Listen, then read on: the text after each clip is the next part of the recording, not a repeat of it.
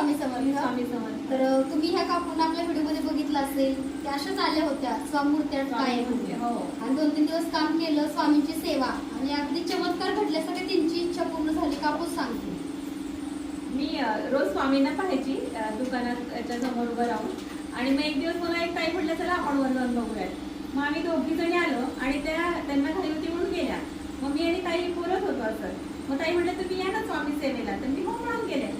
आणि तर जाताना काय म्हटलं बघा तुम्ही खाली जाईपर्यंत, म्हणजे आमची ओळखही नव्हती, तर त्या म्हटलं तुम्ही खाली जाईपर्यंत स्वामींचा चमत्कार अनुभवाल.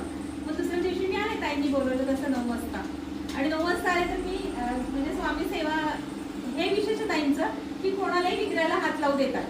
नाहीतर तुम्हाला असं स्पर्श जो भगवंतांना असं तो करता येत नाही. मग आम्ही सकाळी सेवा करत असतानाच फोन आला की कणेरी मठातून, जे कोल्हापूरला आहे, अतिशय सुंदर आणि पाहण्यासारखं ठिकाण आहे आणि गुरुकुल म्हणून अतिशय छान आहे. तर तिथून फोन आला, दादा होते. तर हे कोल्हापूरचं एक विशेष म्हणजे, आणि त्यामुळे मला छान वाटतं. मग दादा म्हटलं दादा बरोबर माहिती का तुम्हाला? हो म्हणले दादा. मग त्यांनी मला बरोबर 8 वाजता फोन करायला सांगितलं रात्रीच्या. मी 8ला 5 मी असताना गेला. तर ते म्हणले ठीक आहे तुम्ही स्वामीजींना भेटायला सोमवारी या.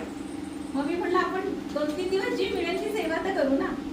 म्हणून मी येत राहिले. आज मला घाई असल्यामुळे, नंतर 7च्या ट्रेननी जाणार आहे आणि मला इथून घरातून 6ला निघावं लागेल. पण मला इथला अनुभव, स्वामींची सेवा किंवा इथल्या सगळ्या अद्भुत वस्तू खूपच म्हणजे त्यांचा एक स्पर्श झाला. हे माझ्याबरोबर, माझ्या आयुष्याबरोबर कायम राहील. बघा, कामाचं निमित्त होतं पण स्वामींना काहीतरी सेवा करून घ्यायची होती म्हणून 3 दिवस आपल्याकडे थांबले आणि त्यांना हवं ते काम झालं बरं का. आणि आमचे जे स्वामींचं स्थान आहे, अगदी आमचे सगळे स्टाफ नाही, आमचे फॅमिली मेंबर सारखं कोणी पूजा करतं. असं काही काही ठिकाणी बघा स्पर्श करून देत नाही, हात लावून देत नाही. पण आमचं तसं काही नाही, कारण स्वामी म्हणजे ब्रह्मांड नायक आहे. तेव्हा स्वामी आणि काही मला आलेलं म्हटलं बघा तुम्ही कृष्ण भक्तांना हे लड्डू गोपाल खास वृंदावरून आले, मग तुम्ही अजून हॅपी. बघा असे अनुभव प्रत्येकालाच येतात, त्यांना पण आला. आणि आता पुढील वाटचालीसाठी शुभेच्छा काकू.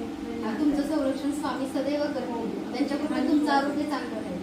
धन्यवाद.